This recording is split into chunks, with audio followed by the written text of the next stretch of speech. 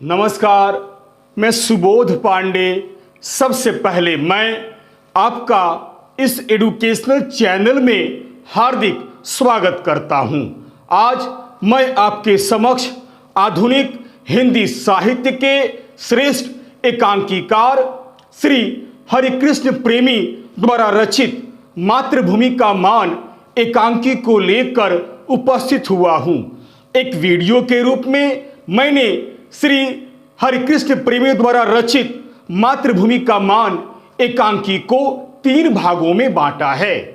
प्रथम भाग में मैं श्री हरिकृष्ण प्रेमी द्वारा रचित मातृभूमि का मान एकांकी नाटक की कथा वस्तु या कथानक या सार या सारांश को प्रस्तुत करना चाहता हूं, जबकि दूसरे भाग में मैं मातृभूमि का मान एकांकी का उद्देश्य तथा नामकरण या शीर्षक की सार्थकता को आपके समक्ष प्रस्तुत करना चाहता हूं, और तीसरे व अंतिम भाग में मैं श्री हरिकृष्ण प्रेमी द्वारा रचित मातृभूमि का मान एकांकी की समीक्षा एकांकी कला की दृष्टि से आपके समक्ष प्रस्तुत करना चाहता हूं।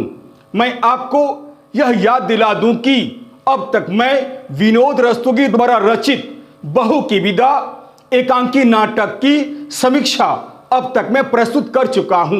यदि आप उस एकांकी नाटक के बारे में जानना चाहते हैं तो मैंने डिस्क्रिप्शन में उसका लिंक दे दिया है, आप अपनी सुविधा के अनुसार देख सकते हैं। तो आइए सबसे पहले मैं प्रथम भाग यानी पार्ट 1 में मैं आपके समक्ष आधुनिक हिंदी साहित्य के श्रेष्ठ एकांकीकार श्री हरिकृष्ण प्रेमी जी का सामान्य साहित्यिक परिचय प्रस्तुत करता हूं। इसके बाद मैं उनके द्वारा रचित मातृभूमि का मान एकांकी की कथा वस्तु या कथानक या सार या सारांश को आपके समक्ष अत्यंत सरल भाषा में प्रस्तुत करने का प्रयास करूंगा। ध्यान देकर सुनिएगा। श्री हरिकृष्ण प्रेमी जी का सामान्य साहित्यिक परिचय। आधुनिक हिंदी साहित्य के श्रेष्ठ एकांकीकारों में हरिकृष्ण प्रेमी जी का विशिष्ट स्थान है। उन्होंने अपनी प्रतिभा द्वारा एकांकी साहित्य को समृद्ध बनाने में अपूर्व योगदान दिया है। इनका जन्म मध्य प्रदेश के गुना शहर में सन 1908 ईस्वी में हुआ था। इनका परिवार राष्ट्रभक्त था तथा इनमें बचपन से ही राष्ट्रीयता के संस्कार प्रखर थे। उन्होंने अपने साहित्यिक जीवन की शुरुआत एक पत्रकार के रूप में की थी। प्रेमी जी एक लोकप्रिय और सफल नाटककार हैं। इनकी मृत्यु सन 1974 ईस्वी में हुई थी।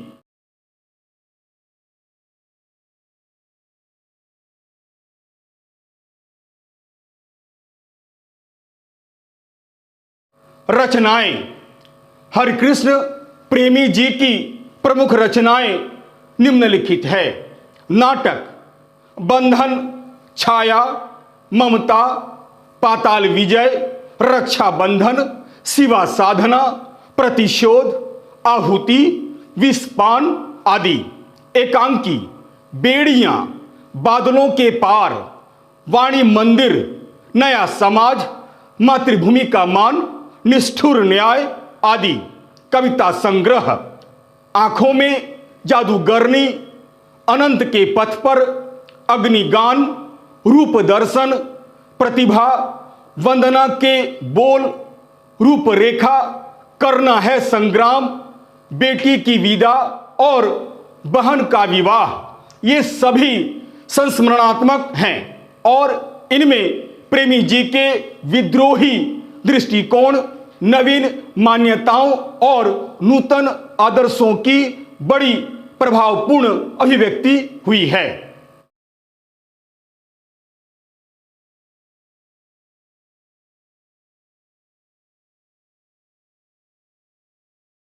हरिकृष्ण प्रेमी जी का हिंदी नाटककारों में अपना एक विशिष्ट स्थान है।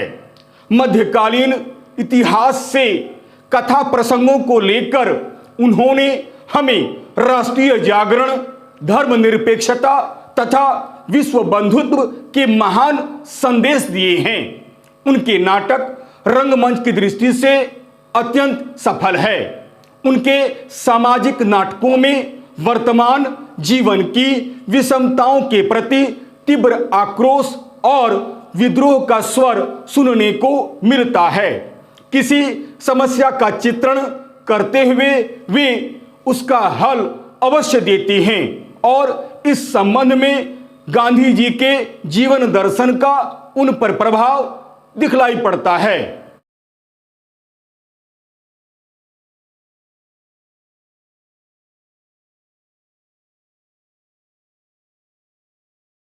यही नहीं, श्री हरिकृष्ण प्रेमी के नाटक सामाजिक, ऐतिहासिक और पौराणिक विषयों पर आधारित हैं।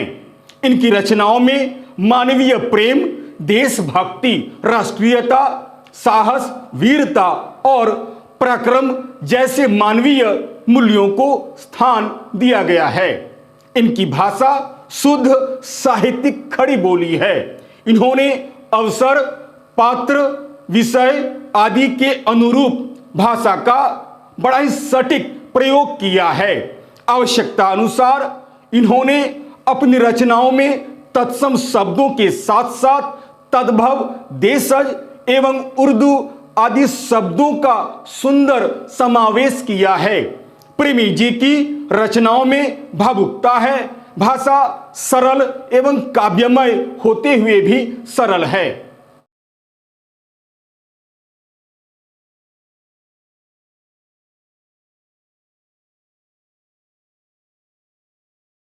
इन्होंने विविध शैलियों का बड़ा ही सुंदर प्रयोग किया है। इन्होंने मुख्यतः गीत नाट्य शैली का सफल प्रयोग किया है। इसके अतिरिक्त संवाद शैली, भावात्मक शैली का भी अपने नाटकों में प्रयोग किया है।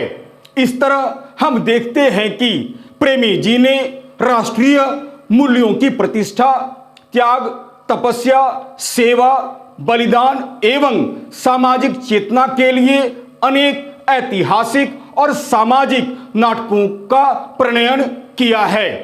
निस्संदेह मानवीय प्रेम और देशभक्ति की रसानुभूति करने वाले हिंदी के नाटककारों में हरिकृष्ण प्रेमी जी का विशिष्ट स्थान है।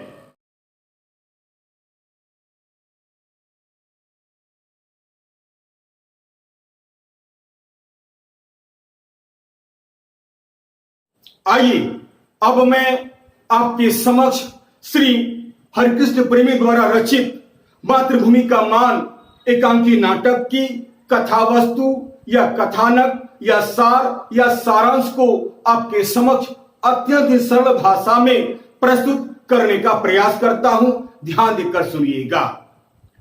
मातृभूमि का मान श्री हरिकृष्ण प्रेमी द्वारा लिखित एक श्रेष्ठ तथा सुंदर एकांकी नाटक है। यह एक ऐतिहासिक एकांकी नाटक है।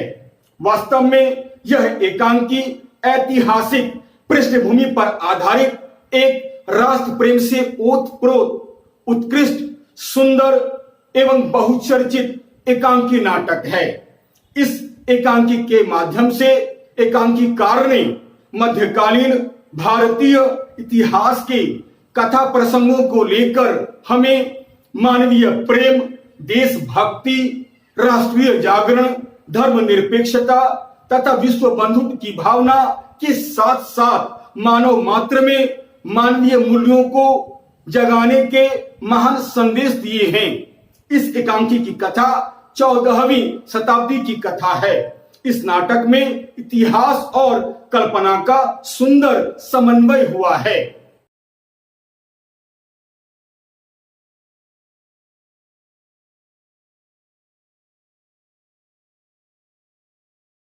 महाराणा लाखा चित्तौड़ मेवाड़ में सिसोदिया राजपूत राजवंश के राजा थे। चित्तौड़ मेवाड़ के महाराणा लाखा जब राज सिंहासन पर बैठे, उस समय राजपूत छोटे छोटे रियासतों में बंटे हुए थे। उनमें बिल्कुल एकता नहीं थी।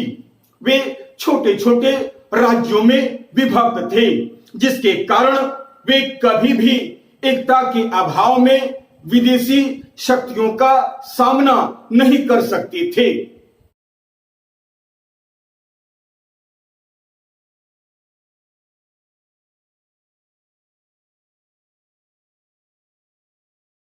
मेवाड़ उन दिनों सबसे अधिक शक्तिशाली राज्य माना जाता था। महाराणा लाखा बहुत ही महत्वाकांक्षी राजा थे। वे अपने को बहुत ही अधिक शक्तिशाली शासक मानते थे। अतः वे चाहते थे कि सभी छोटे छोटे राजपूत राज्य अपनी शक्ति को केंद्र के अधीन कर दे और मेवाड़ यानी चित्तौड़ के अधीन हो जाएं। इससे राजपूताना मजबूत हो जाएगा और सभी राज्य एकता के सूत्र में बंध जाएंगे, ताकि भविष्य में जब भी कोई विदेशी मुल्क हमारे ऊपर आक्रमण करे तो हम संगठित होकर उसका सामना कर सकें। यही सब देखकर और सोचकर महाराणा लाखा ने अपने सेनापति अभय सिंह को बूंदी के शासक राव हेमू के पास यह संदेश देकर भेजा।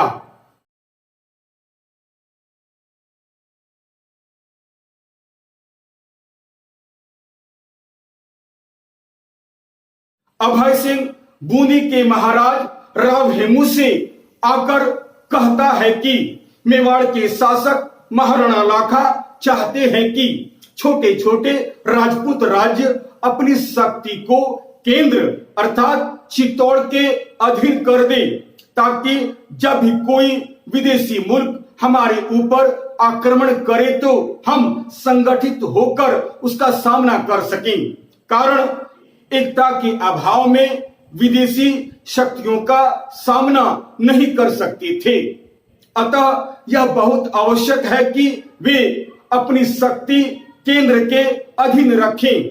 आज चित्तौड़ राजपूत राज्यों में सबसे अधिक शक्तिशाली राज्य है। वह यह भी कहता है कि इसी उद्देश्य से महाराणा लाखा चाहते हैं कि छोटे छोटे राज्य एवं बूंदी राज्य भी मेवाड़ के अधीन हो जाएं।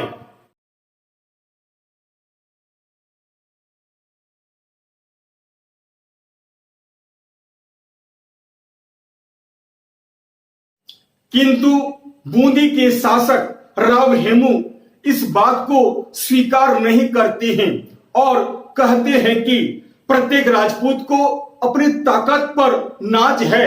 इतने बड़े दंभ को मेवाड़ के महाराणा अपने प्राणों में आश्रय न दें, इसी में उनका कल्याण है। बूंदी राज्य स्वतंत्र राज्य है और स्वतंत्र रहकर महाराणाओं का आदर कर सकता है। अधीन रहकर किसी की सेवा करना वह पसंद नहीं करता है। राव हेमू आगे यह भी कहता है कि प्रेम का अनुशासन मानने के लिए बूंदी के लोग हमेशा तैयार हैं, किंतु शक्ति का नहीं। बूंदी राज्य स्वतंत्र रहकर हमेशा ही महाराणाओं का आदर कर सकता है, परंतु अधीनता नहीं स्वीकार कर सकता।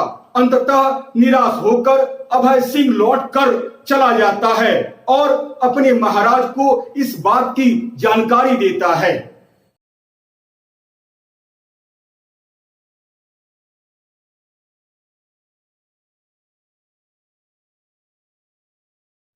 मेवाड़ के शासक महाराणा लाखा को एक बार निमरा के मैदान में बूंदी के शासक राव हेमू से पराजित होकर अपनी जान बचाने के उद्देश्य से भागना पड़ा था।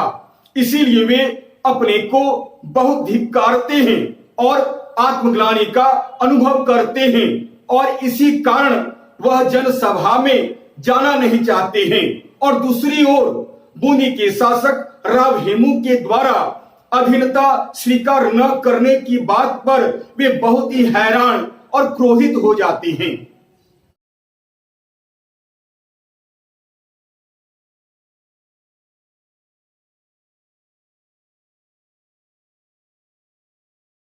वे अपने सेनापति अभय सिंह से कहते हैं कि जो व्यक्ति आन को प्राणों से बढ़कर समझे वह पराजय का मुंह देख कर भी जीवित रहे। यह कैसी उपहासजनक बात है, यह एकदम असंभव है। इस कारण वे उसी क्षण प्रतिज्ञा करते हैं कि जब तक बूंदी के दुर्ग में ससैन्य प्रवेश नहीं कर लेंगे तब तक अन्न जल ग्रहण बिल्कुल नहीं करेंगे। वे कहते हैं कि उनको तब तक शांति नहीं मिलेगी जब तक हाड़ाओं से बदला लेकर उन्हें परास्त नहीं कर देंगे।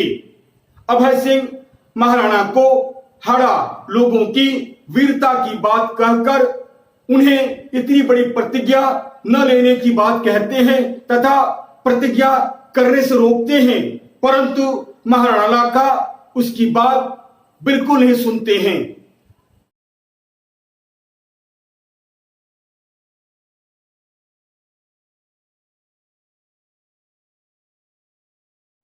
जब महाराणा लाखा यह बात राजगायिका चारणी के सम्मुख रखते हैं तो चारणी महाराणा लाखा से बूंदी के राजा से युद्ध करने से मना करती है और कहती है कि यदि बूंदी राज्य से कोई धृष्टता बन पड़ी है तो उसे क्षमा कर दें। महाराणा भी उनकी जन्मभूमि और मातृभूमि के प्रति आदर की भावना की सराहना करते हैं, परंतु प्रतिज्ञाबद्ध होने के कारण महाराणा लाखा चारणी की बात नहीं रख पाते हैं। अंत में चारणी महाराणा लाखा को बूंदी का एक नकली दुर्ग बनाकर उस पर हमला कर अपनी प्रतिज्ञा पूरी करने की सलाह देती है, जिसे महाराणा लाखा स्वीकार कर लेते हैं। महाराणा लाखा परिस्थितियों को देखते हुए सेनापति अभय सिंह को एक नकली दुर्ग बनवाने का आदेश देते हैं। फिर क्या था, चित्तौड़ किले के ही बाहर बूंदी का एक प्रतीकात्मक मिट्टी का नकली किला तैयार किया जाता है।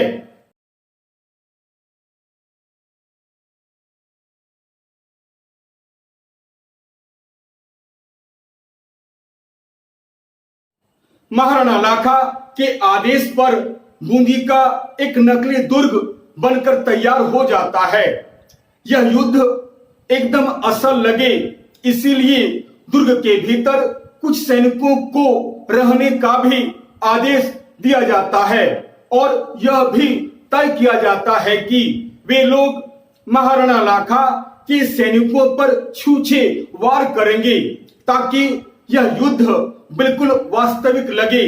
इस प्रकार महाराणा लाखा मिट्टी के इस नकली दुर्ग को मिट्टी में मिलाकर अपनी प्रतिज्ञा पूरी करेंगे।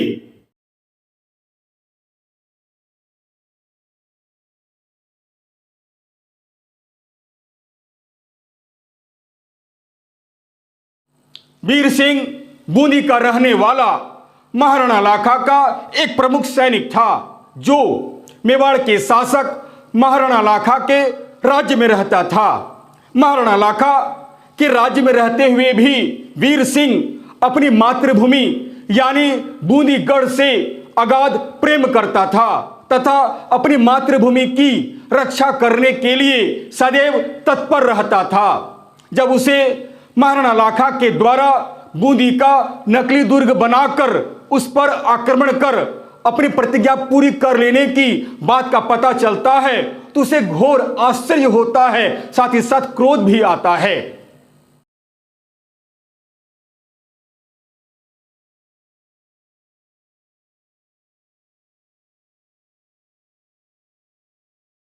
वीर सिंह एक वीर, बहादुर, साहसी, पराक्रमी योद्धा होने के साथ साथ एक सच्चा देशभक्त था। वह किसी भी कीमत पर अपनी आंखों के सामने अपनी मातृभूमि का अपमान होते हुए नहीं देख सकता था। उसके लिए बूंदी का नकली दुर्ग भी प्राणों से अधिक प्रिय था। वीर सिंह बूंदी के रहने वाले अन्य सैनिकों को भी महाराणा लाखा के द्वारा बूंदी का नकली दुर्ग बनाकर हमला करने की बात कहकर आंखों के सामने जन्मभूमि के अपमान की बात कहता है, जिससे बूंदी के रहने वाले अन्य सैनिकों में भी देश प्रेम की भावना जागृत हो जाती है और वे अंत में प्रतिज्ञा कर लेते हैं कि उनके प्राणों के रहते हुए कोई भी व्यक्ति मेवाड़ का ध्वज बूंदी के दुर्ग पर नहीं फहरा सकता है।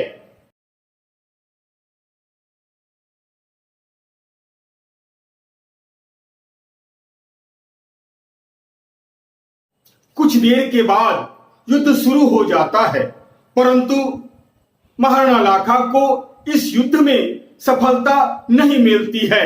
कारण वीर सिंह और उनके मुट्ठी भर साथी वीरता पूर्वक लड़ रहे थे। महाराणा लाखा को इस बात की प्रसन्नता होती है कि इस खेल में धीरे धीरे वास्तविकता आ गई थी। साथ ही साथ महाराणा लाखा भी वीर सिंह की वीरता को देखकर अत्यंत प्रसन्न हो रहे थे। अभय सिंह सफेद झंडा दिखाकर युद्ध कुछ क्षणों के लिए रोककर दुर्ग में प्रवेश कर वीर सिंह की जहां एक ओर प्रशंसा करता है, वहीं दूसरी ओर ऐसा करने से मना भी करता है और कहता है कि तुम महाराणा लाखा के नौकर हो, तुम्हें उनके विरुद्ध हथियार नहीं उठाना चाहिए।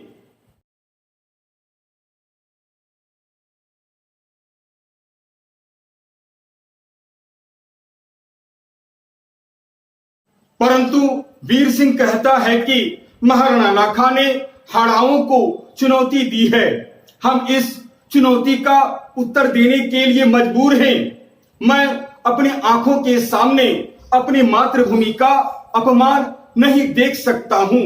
महाराणा लाखा वीर सिंह के मुंह से ऐसी बातें सुनकर बहुत अधिक प्रभावित होते हैं, साथ ही साथ उसकी प्रशंसा भी करते हैं, परंतु प्रतिज्ञाबद्ध होने के कारण युद्ध जारी रखते हैं।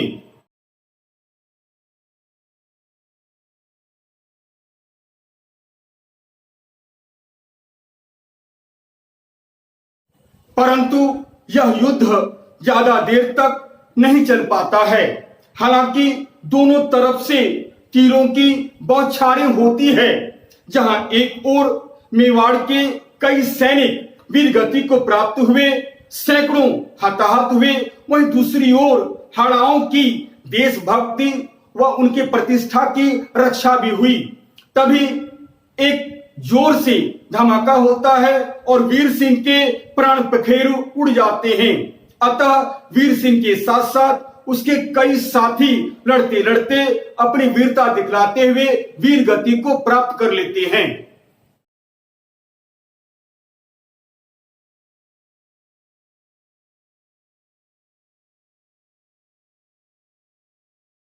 अंत में वीर सिंह मारा जाता है। महाराणा लाखा को वीर सिंह के मारे जाने का बहुत दुख होता है। वीर सिंह के शव का आदर किया जाता है। दुर्ग पर मेवाड़ की पताका फहराई जाती है, लेकिन महाराणा लाखा अंत में कहते हैं कि इस विजय में उनकी सबसे बड़ी पराजय हुई है। व्यर्थ के दंभ ने न जाने कितने ही लोगों की जान ले ली।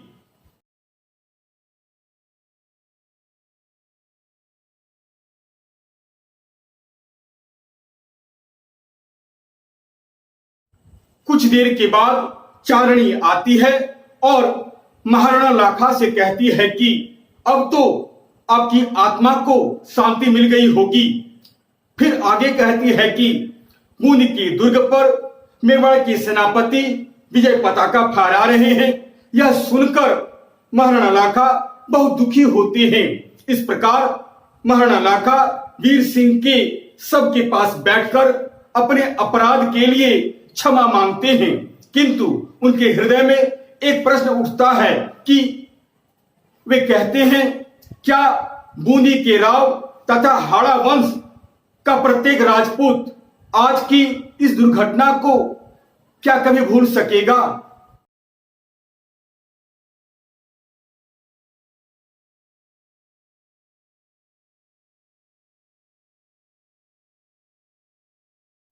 इतने में बूंदी के शासक राव हेमू वहां आते हैं और कहते हैं, क्यों नहीं महाराणा लाखा, हम युग युग से एक हैं और एक ही रहेंगे। आपको यह जानने की आवश्यकता थी कि राजपूतों में न कोई राजा है न कोई महाराजा, सब देश जाति और वंश की मान रक्षा के लिए प्राण देने वाले सैनिक हैं। हमारी तलवार अपने ही स्वजनों पर नहीं उठनी चाहिए। बूंदी के हाड़ा सुख और दुख में चित्तौड़ के सिसोदिया वंशों के साथ रहे हैं और रहेंगे।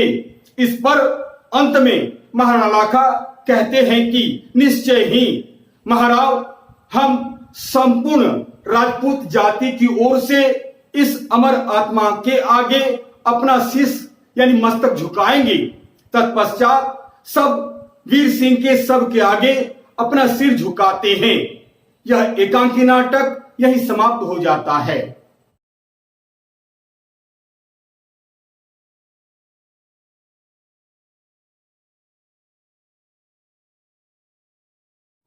अतः कथा वस्तु की दृष्टि से हरिकृष्ण प्रेमी द्वारा लिखित मातृभूमि का मान एक सफल एकांकी नाटक है।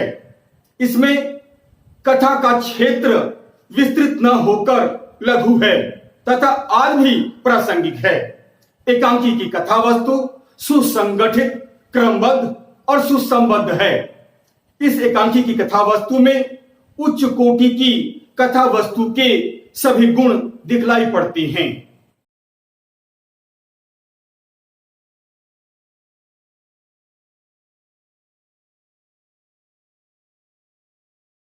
इस तरह हम देखते हैं कि श्री हरिकृष्ण प्रेमी द्वारा लिखित मातृभूमि का मान एकांकी एक श्रेष्ठ, सुंदर एवं सफल एकांकी नाटक है।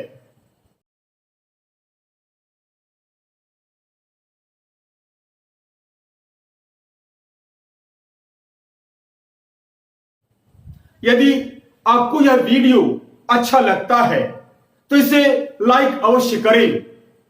अपने सगे संबंधियों को भी इसे शेयर करना बिल्कुल नहीं भूलें। और हाँ, चलते चलते मेरे इस चैनल को अवश्य सब्सक्राइब करें। अतः लाइक, शेयर और सब्सक्राइब करना बिल्कुल नहीं भूलें। याद रखिएगा, मेरा यह चैनल एक प्रकार से एक एजुकेशनल चैनल है। मैंने इस चैनल का निर्माण विद्यार्थियों के हित को ध्यान में रखकर ही बनाया है। अतः लाइक, शेयर और सब्सक्राइब करना बिल्कुल नहीं भूलें। और हाँ, यदि मेरे इस वीडियो में अगर आपको कहीं भी किसी प्रकार की कोई त्रुटि या कोई कमी नजर आती है तो सप्रमाण कमेंट्स अवश्य करें, ताकि मैं उन गलतियों का सुधार कर सकूं और आपके समक्ष एक बहुत ही उपयोगी यानी छात्रोपयोगी वीडियो बनाकर प्रस्तुत कर सकूं, जिससे आप अधिक से अधिक उसका लाभ उठा सकें। तब तक के लिए नमस्कार, धन्यवाद।